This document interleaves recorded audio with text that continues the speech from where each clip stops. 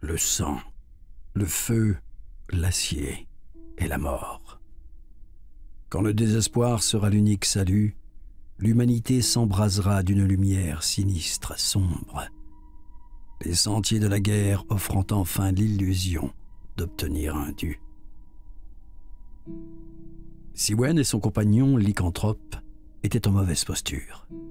Ils avaient passé toute la nuit à avancer dans les pentes rocheuses de la montagne de la pénitence, mais ils étaient constamment observés et traqués.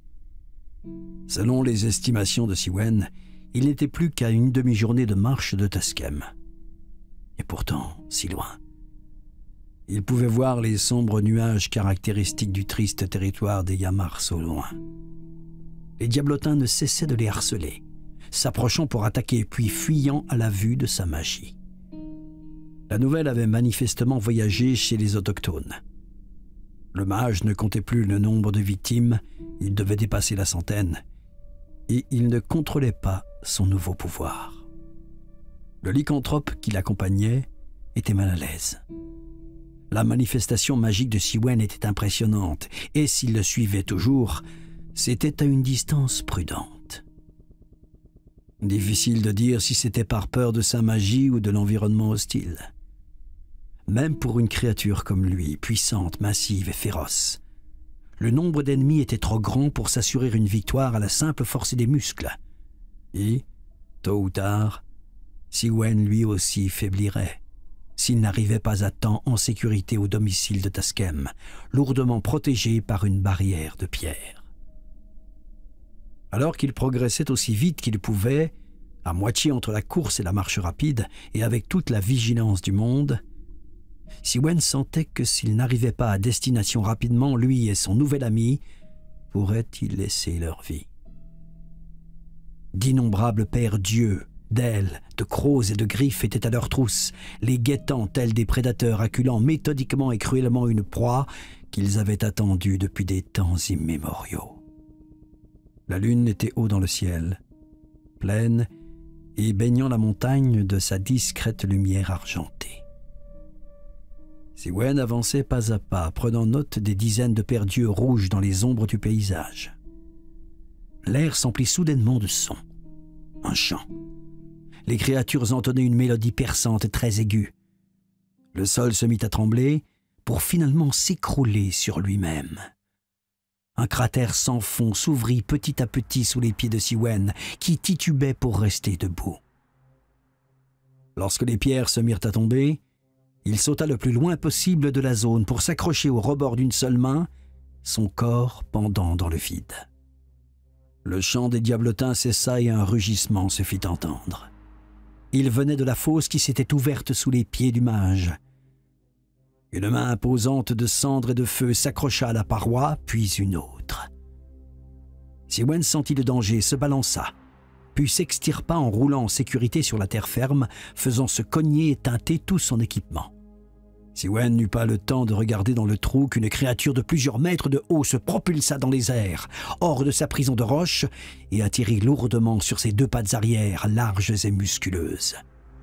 Elles étaient de flammes et de cendres, et hurlaient sa colère et sa haine à l'intention du mage. Elle s'avança lentement vers son adversaire sur quatre pattes, ses deux mains fermées en poing. Ses yeux retranchés sous d'épaisses cornes brûlaient dans les orbites. Sa peau craquelée n'était qu'une enveloppe creuse, et le feu qui faisait l'essence de ce démon s'échappait à travers elle. Voyant leur allié déployer toute sa force, les diablotins qui se cachaient dans la nuit s'envolèrent et se ruèrent sur Siwen, recouvrant le ciel de leurs paires d'ailes de cuir, battant dans un assourdissant concert de piaillements et de cris. Le lycanthrope se sentait dépassé et se contenta de grogner à reculons apeurés, se mettant malgré tout sur ses deux pattes arrière, jouant de sa carrure pour faire fuir les démons mineurs. Le mage était fatigué, et bien qu'encore capable de combattre, il n'était pas sûr de pouvoir défaire cet ennemi. La magie et ses nouvelles capacités pouvaient l'aider, mais au risque d'attirer davantage d'ennemis. Plus dangereux encore, il fallait simplement atteindre le plus vite possible Taskem. C'était son seul espoir. Un combat perdu d'avance, comme dans les îles pirates. Je me serais passé de cette nostalgie. murmura Siwen. D'un large coup d'épée, Siwen découpa les 3 diablotins qui s'étaient rués sur lui depuis les cieux et prit une position défensive, avant de constater qu'il était entièrement encerclé. Du coin de l'œil, il observa son camarade loup qui faisait face à une dizaine de démons qui s'approchaient de lui, toutes griffes dehors, sifflant à son encontre. Le lycanthrope fracassa le crâne de l'un d'eux de son énorme patte et déchiqueta l'aile d'un second de sa puissante mâchoire. Bien qu'effrayé, il se battait tout de même avec courage. Cela fit sourire Siwen, qui résigné finit par utiliser la magie. Jamais il ne parviendrait à vaincre tout ce monde sans son aide. Sans trop savoir ce qui allait se produire, il mit sa main en avant visant un diablotin. Celui-ci fut violemment frappé par la foudre dans un bruit assourdissant qui se répercuta en cascade sur chacun de ses nombreux ennemis avant de s'estomper. Tous tombèrent au sol, calcinés, mais pas la grande créature de flamme. Elle avait subi l'attaque, et un pan de l'enveloppe cendreuse de ses 2 flancs avait disparu, détruit par l'électricité, révélant davantage le feu intérieur qui l'animait. Elle rugit et se rua sur Siwen en martelant le sol de ses 2 poings, se propulsant toutes cornes en avant.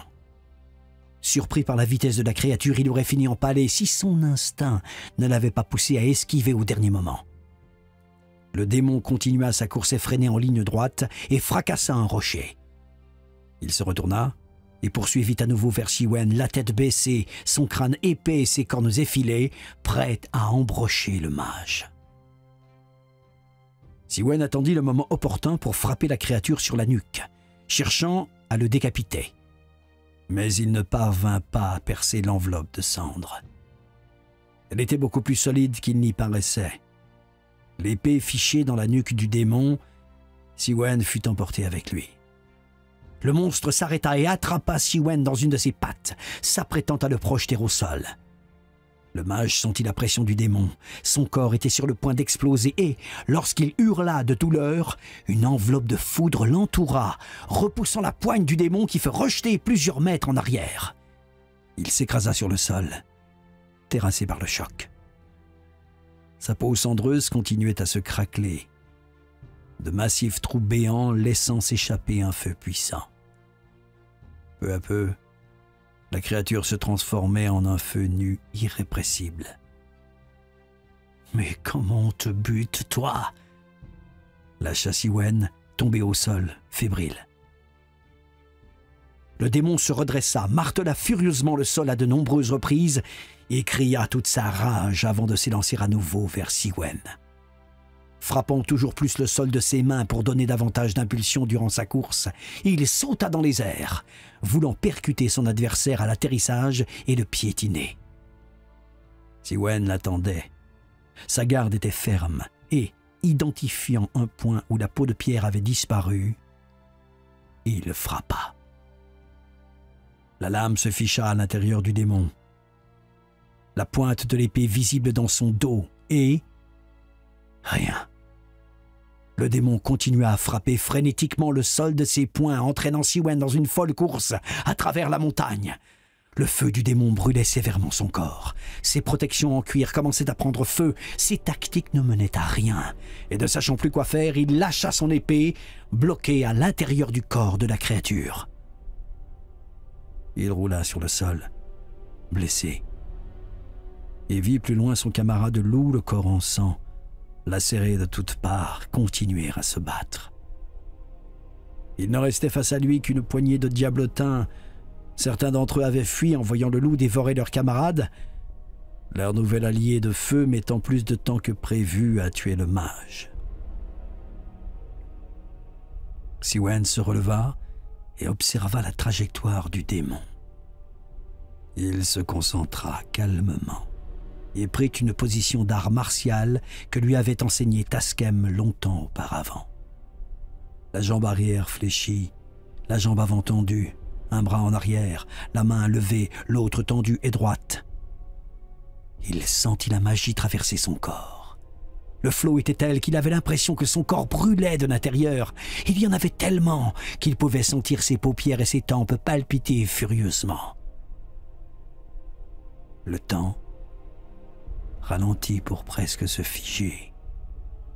Il vit le démon face à lui rugir et courir pour le percuter violemment. Quand il fut suffisamment proche, à peine quelques centimètres de distance, Siwen donna un coup de poing parfaitement exécuté. Une colonne de foudre massive et continue quitta son poing pour frapper pratiquement au contact du mage. Le démon fut percuté avec force, et propulsé par le choc de l'énergie magique, sa peau se craquelant continuellement peu à peu. La puissance de sa charge n'était pas suffisante pour faire face à un tel déferlement de puissance.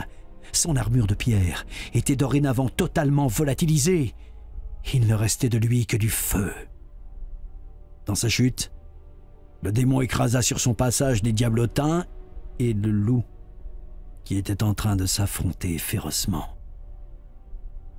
Réalisant ce qui venait de se produire, Siwen cria « Non !» Le démon de flamme se redressa, laissant derrière lui visibles les corps calcinés du loup et de ses opposants, et l'épée de Siwen qui s'était détachée de l'enveloppe de cendres tomba au sol. Son compagnon était-il mort par sa faute? Siwen, désemparé, sentit son corps entier bouillonner de rage. Il tremblait littéralement. Il entendait des voix hurler et rugir dans son crâne en totale surcharge sensorielle. Ses mains ne tenaient plus en place, tout comme ses jambes. Siwen gigotait tout seul sous le poids des émotions, comme s'il se démenait avec des ennemis à l'intérieur de son esprit et de son corps. Le démon ne se posa pas de questions et fonça sur le mage tel un animal déchaîné. Il ne courait plus, il lévitait et laissait derrière lui un large sillon de flammes. Alors qu'il allait frapper Siwen de toutes ses forces de son poing enflammé, le brûlant jusqu'à ce qu'il ne reste rien de lui, une impulsion électrique émana du mage.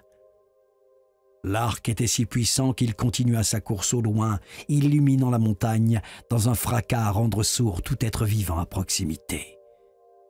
Plus question de discrétion. Toutes les créatures vivantes savaient dorénavant que quelque chose se passait dans les montagnes de la pénitence. Le démon fut frappé de plein fouet par cette nova et en partie paralysé tomba au sol inerte, luttant pour faire un mouvement. Siwen avait l'air orange, crépitant d'électricité. Il s'éleva dans les airs pour dominer son adversaire. Il ouvrit les mains comme s'il savourait ce moment. Puis il s'adressa au démon d'une voix grave, résonnant si fort que le sol autour d'eux en tremblait. « Ne sais-tu pas à qui tu as affaire ?» Le démon était paralysé, incapable de faire quoi que ce soit. Siwen regarda ses mains et ses vêtements endommagés presque en lambeaux. Il leva les yeux et observa l'horizon. « C'est vrai, j'avais oublié. Jackal s'en prend à ce monde comme à tous les autres. » À proximité de la scène, la roche se dressa. Puis l'une des pierres qui formaient ce monticule tomba sur le sol. Taskem en sortit. Il courut vers la lumière projetée par le démon de flamme et vit Siwen aux prises avec la créature. Taskem s'arrêta net, interloqué, en voyant Siwen dans les airs entouré d'étincelles de foudre. Il n'avait pas à souvenir de cette capacité. Siwen fit un geste de la main en direction du démon et celui-ci se dissipa dans le néant, comme s'il n'avait jamais existé. Taskem, encore plus choqué, cria « Siwen, que fais-tu? C'est toi la source de tout ce vacarme !» Il tourna la tête en direction de son ancien ami nain qu'il cherchait depuis si longtemps. Et ne dit rien. La résolution et l'attitude assurée de Taskem se transforma soudain en malaise. Il pensait que, comme d'habitude, il aurait pu crier sur Siwen, l'enguirlander et le faire se souvenir pour la 36e fois que ce n'était pas malin de ne pas être discret ici. Mais non, ce n'était plus au programme. Taskem avait peur. Pour lui et pour Siwen. « Siwen, réponds-moi! Que se passe-t-il » il répondit enfin. « Qui es-tu, vivant ?» ?»« Mais enfin, Siwen, c'est moi, ton ami. Torwa m'a dit que tu viendrais me voir. Je me suis inquiété, oh non !» Taskem redoutait le pire. Il était en train de se produire sous ses yeux. « Siwen, reprends-toi, reviens parmi nous tout de suite !»« Mais je suis chez moi et j'ai beaucoup à faire. Je dois protéger ce monde et les autres. » Tandis que Siwen parlait en balayant son regard autour de lui, observant les cadavres vaincus de ses ennemis, il contempla les étoiles et s'éleva vers elles, n'entendant pas les propos du nain qui continuait à lui parler et à crier pour qu'il l'écoute. Il tourna la tête pour contempler son nouveau point de vue sur le monde et, alors qu'il l'observait sous un regard nouveau tout en s'élevant dans le ciel, il tomba sur le corps du lycanthrope en piteux état. Il s'arrêta à la vue de son compagnon de route. Il le regarda fixement, comme sondant cette créature. Il se tint soudainement la tête, pris de convulsions, et hurla de douleur, son corps se cambrant. Au bout de quelques secondes, ses yeux s'échappa de la foudre, s'élevant si haut dans le ciel qu'elle était visible à des kilomètres à la ronde.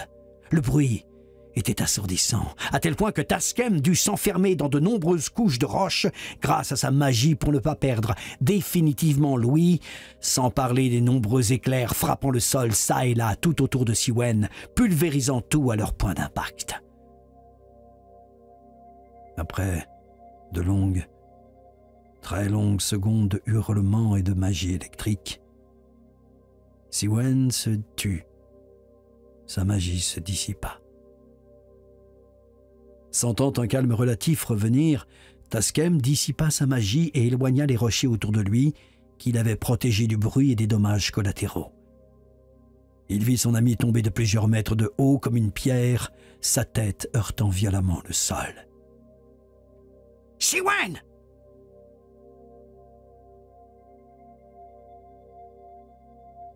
Torva était revenu dans la forêt de Mjaltur après sa visite chez Taskem. Des arbres, un corbeau s'envola dans les cieux en direction du soleil. Une plume incandescente tomba sur le sol et brûla l'herbe. L'araignée observa l'oiseau disparaître et pensa « Merci à toi pour ce service, messager de la mort. » Elle se trouvait loin des fées de l'arbre Tagil. Depuis l'incident avec ce peuple, elle était encore moins la bienvenue que d'habitude, pour ne pas dire bannie à jamais. Elle ne tenait pas à se trouver face à elle, ayant tué certaines de leurs congénères, dont leur reine, et risqué leur vengeance. Enfin, autant qu'il fût possible de réellement tuer Mahevi. Les enjeux à venir avaient poussé Torwa à prendre un risque. Contacter le domaine des morts. Elle espérait que sa requête serait entendue.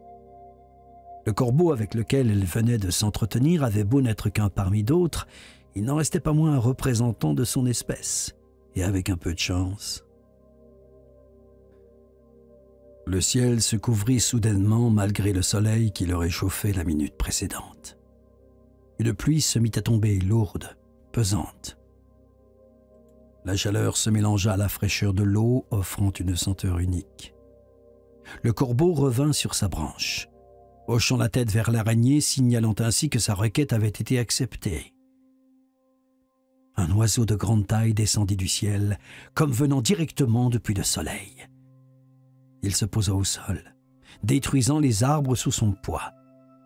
Au moins 5 fois plus massif que Torva, un immense corbeau se tenait face à elle, ses yeux bleu nuit la dévisageant, son bec entrouvert, acéré, prêt à gober l'araignée d'une bouchée. De ses 8 petits yeux globuleux, Torva le fixa et sa vision se brouilla. De cet être de plumes et de chair, elle aperçut autre chose.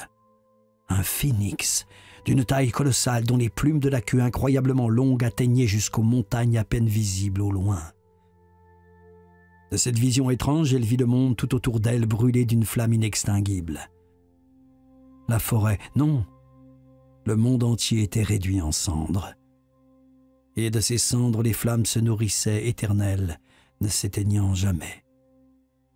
Au milieu de ce brasier consumant tout, au milieu de cette vision infernale dorénavant à jamais imprégnée dans son esprit, se tenait ce nouvel arrivant. Torva était à la fois heureuse, curieuse et terrifiée. La seule fois où elle avait pu le voir, elle était si petite, si jeune. Elle avait presque oublié. Maintenant, elle s'en souvenait, mais surtout maintenant, elle était dorénavant sûre d'elle. Sa requête avait bien été acceptée. « Que me veux-tu? Que signifie cette sommation? » Seigneur Corvo, je ne saurais te remercier assez de m'avoir accordé audience. Je souhaiterais une faveur, ou mieux, j'aimerais que tu te rendes une faveur.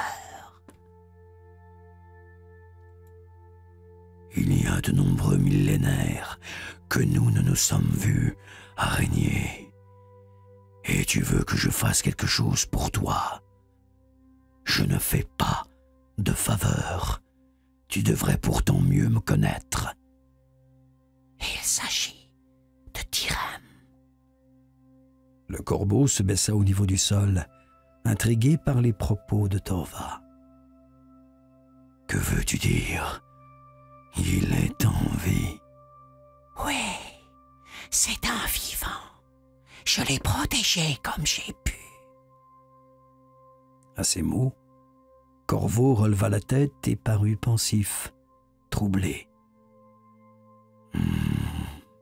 J'avais entendu des rumeurs de la part de mes petits protégés, certains allant jusqu'à en parler directement à Gali. Maintenant, je vois pourquoi il ne les a pas envoyés dans les limbes. En réalité, il le soupçonnait lui aussi, et il le cherchait. Je comprends mieux. Corvo, Tirem est en danger. Chacol est de retour. Il le cherche, lui et la roche des âges. La guerre à venir dans ce monde va être cataclysmique et décisive. Est-ce que Gali est au courant de quelque chose? Gali est neutre, comme à son habitude, mais il déplore l'attitude de Chacol, comme toujours. Il n'a pas à s'inquiéter de lui, et je ne vois pas comment il pourrait l'atteindre comme il a pu le faire avec les autres. Même s'il y a bien eu quelques-uns des miens qui ont disparu. Si Chacol est derrière cela, peut-être Gali verra-t-il les choses différemment. Qu'en est-il de toi, Corvo? Tu as pris vie dans ce monde. Ne vas-tu donc rien faire? Corvo pondéra la question. On lui avait demandé tant de fois. Il cligna des yeux et résolu, il fixa l'araignée alors qu'il répondit. Je n'ai que faire du jeu des créateurs et de leurs machinations. Je me contente de conduire les vivants dans l'autre monde. Je suis du même avis que Gali. Cependant, je ne peux me résoudre un jour de voir emporter Tirem. Même s'il m'incombe de le faire, je ne pense pas que j'y parviendrai. Corvo fit une pause dans sa réponse. Je te suis d'ailleurs reconnaissant de l'avoir trouvé et d'avoir pris soin de lui. Torva fut heureuse d'entendre cela. En tant que vivant, de quoi se souvient-il? Rien. Je ne me suis pas occupé de la question de son identité, ni des créateurs. Je ne lui en ai pas parlé ou presque.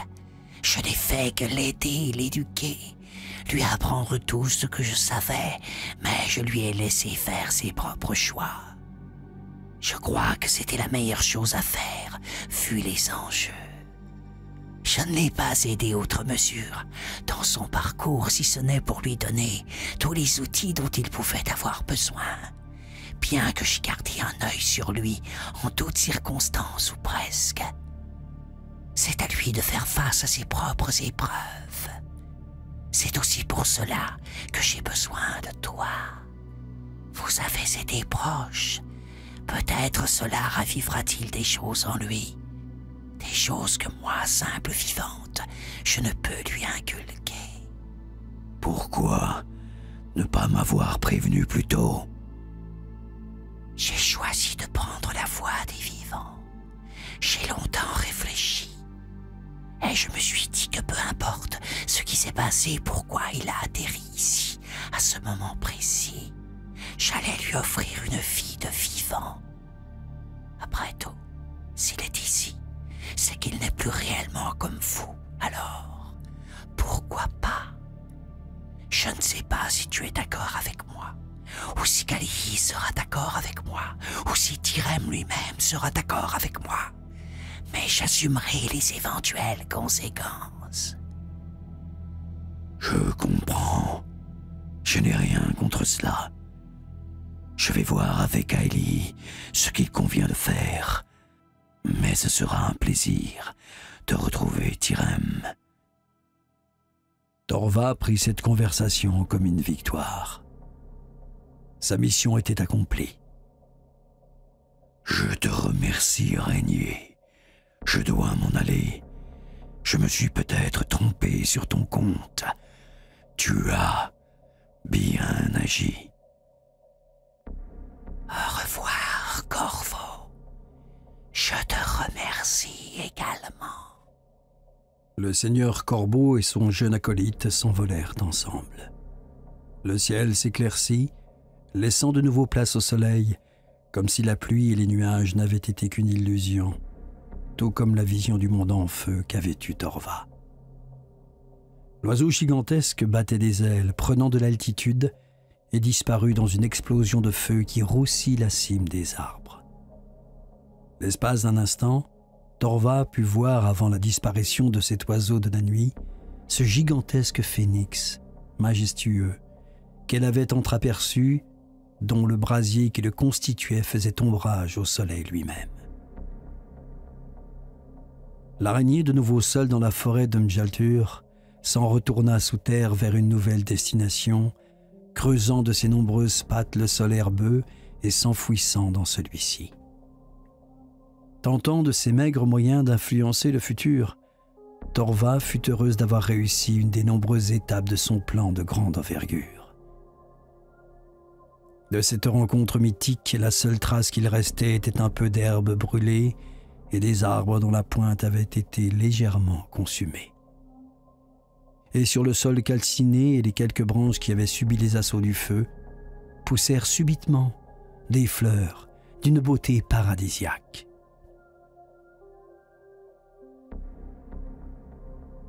Au cœur du volcan en éruption, Mualtir, le premier dragon, venait d'ouvrir les yeux. Dans son regard reptilien étaient ancrés les reflets de Lohengrim et de son dragon blanc. Il le fixa longuement. Le volcan ainsi qu'une partie de l'île se mirent à trembler de nouveau, offrant à ce petit continent une accalmie de seulement quelques secondes après les remous qu'avait causé l'attaque combinée du chevalier et du dragon. La crevasse dans laquelle gisait Mualtir se fissura davantage, déversant toujours plus de lave en fusion dans l'océan et sur le flanc de la montagne. Ses yeux ne quittaient pas le chevalier, à l'exception d'un clignement de ses doubles pupilles reptiliennes. Soudain, la tête du dragon se leva petit à petit, repoussant avec une aisance démesurée la pierre qui composait le volcan, jusqu'à émerger totalement de son lit de lave. Son long cou se déploya sous les yeux du chevalier, de Soluéral et des autres dragons de l'île, se dressant toujours plus haut dans le ciel jusqu'à atteindre le plafond de fumée. Les cousins de Mualtir préférèrent s'envoler de peur d'affronter sa colère. Soluéral, encore fragile, préféra revêtir son armure magique de lumière pour se protéger de toute attaque ou de lave projetée dans sa direction. La tête du dragon était pourvue de cornes, et de longues canines dépassaient de sa bouche. De la fumée sortait de ses naseaux. Il secoua la tête, et les dernières parois rocheuses du volcan volèrent en éclats, éventrant totalement la montagne. La lave collée à ses écailles d'ébène vola dans toutes les directions, recouvrant petit à petit la surface de l'île, consumant tout sur son passage. La taille de Mualtir était démesurée. Aucune créature au monde ne pouvait rivaliser avec lui. Si de téméraires bateaux à voile pirates s'étaient trouvés à ne serait-ce que 100 km à la ronde, ils auraient pu voir non seulement l'épais nuage de fumée, mais maintenant aussi le roi dragon déployer toute son auguste envergure. Ses écailles étaient noires aux reflets verts et la peau de son ventre brune. Ses ailes de jet se déployèrent, projetant davantage de lave autour de lui. L'île était dorénavant totalement plongée dans l'ombre de la stature du dragon. L'eau de l'océan elle-même commençait à bouillir par endroits, faisant fuir toutes les créatures marines, même les plus imposantes. Gardant Lohengrim dans l'iris de ses yeux, le dragon s'adressa à lui. « Pourquoi tout ceci, Lohengrim? Pourquoi me réveiller ?» Mualtir, mon vieil ami, je n'aurais jamais fait cela si ce n'était pas nécessaire. Atmec s'apprête à entrer en guerre sur le continent. Il est sur le point d'acquérir la roche des âges. Je suis convaincu que Jakol est derrière tout ça. Tu dois intervenir, je ne peux vaincre seul. Tyrem est mort, vieux chevalier. Nous avons perdu. Tu le sais mieux que personne. Tu étais là, dit le roi dragon, en insistant sur les derniers mots en fronçant ses sourcils. Peut-être, mais je sens quelque chose. C'est pour cela que je suis revenu. Toi, l'incarnation du libre arbitre, toi qui es à l'origine de ma croisade, toi qui as instigé ce grand conflit il y a d'innombrables millénaires de cela, tu décides de ne rien faire. C'était il y a bien longtemps. Je le sais mieux que personne. C'est pourquoi je te demande d'intervenir. Suis-moi. N'es-tu plus habité par la colère? Ne rêves-tu plus de cette révolution? Que ferons-nous cette fois-ci? Attaquer Jakol à nouveau. Lohengrim, nous n'avons aucune chance. Nous l'avons déjà fait tant de fois, et tant de fois nous avons été vaincus. Mualtir commençait à être courroucé. La tension était palpable dans l'air de cet apocalypse. Rien n'indiquait que la discussion allait bien se passer, et si ces deux-là se combattaient, le monde ne serait plus le même. Solu-Hérald dans les airs grâce à son armure magique observa la scène de loin, pantois. Jamais il n'avait vu tel spectacle. Dans ses livres d'histoire, les dragons étaient morts. Il écoutait attentivement leur échange, et la vingtaine de dragons qui entouraient les deux interlocuteurs faisaient de même. « Je n'en sais rien, Mualtir. C'est à toi de me le dire. Toi qui symbolises par ta simple existence la volonté suprême. Tu es la preuve que rien n'est impossible. Ne souhaites-tu pas, ne serait-ce que par respect pour Tyrem, honorer sa mémoire et défendre le monde qu'il a façonné, même s'il nous a quittés? Que dirait Nige si elle te voyait? » Mualtir se redressa, déployant toute sa taille, perçant l'immense nuage de fumée. Ses deux pattes avant griffus s'extirpèrent du volcan en éruption, où il était encore couché. Dorénavant debout sur ses pattes arrière, une moitié de son corps invisible, sa queue battant le paysage de l'île, il vociféra alors que son long cou réapparaissait de la fumée. D'une voix chargée d'une colère titanesque, il hurla. Comment oses-tu mettre en doute mon respect pour Tyrem? Comment oses-tu venir me parler ainsi de lui? Comment oses-tu mentionner Neja? De rage, il cracha son feu divin embrasant les nuages de fumée, offrant maintenant une nappe de flammes infernales pour seul ciel, par endroits zébrés d'éclairs. Il battit des ailes une unique fois. La force du souffle déracinant de nombreux arbres sur l'île où il avait élu domicile et solidifiant une bonne partie de la lave en fusion du volcan, mais nourrissant davantage le feu surplombant le chevalier, celui Héral et les dragons présents. S'élevant dans les airs, baignant dans ce brasier gigantesque, il se rapprocha de Lohengrim et de sa monture draconique. Une seule dent aurait été suffisante pour écraser Lohengrim et son dragon, tel un château s'abattant sur un enfant. Il leur dit de sa voix rugissante: « Tu veux mener une guerre, Lohengrim? Très bien, moi et mes dragons te suivons. Nous ferons ta guerre. Nous réduirons tout en cendres. Nous apporterons la ruine une nouvelle fois, à la seule condition que tu me fasses la promesse que cela serve notre ancien conflit. À la seule condition que cela nous permette de mettre un terme à tout ceci. Je n'oublie jamais une promesse. Premier des vivants. » Je n'en attendais pas moins de toi, mon ami. Je t'en fais la promesse.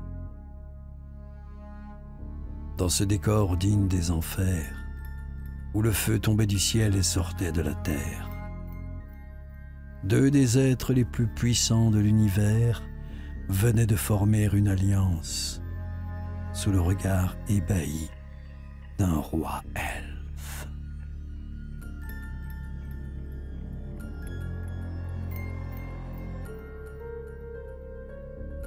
Le sens de la vie réside-t-il ici-bas? Ces secrets ne sont peut-être que légendes. En attendant que la mort nous ouvre ses bras, à cette quête je consacre mon âme, brûlant à jamais d'une ardente flamme, et vous donne le feu qui l'anime en offrant.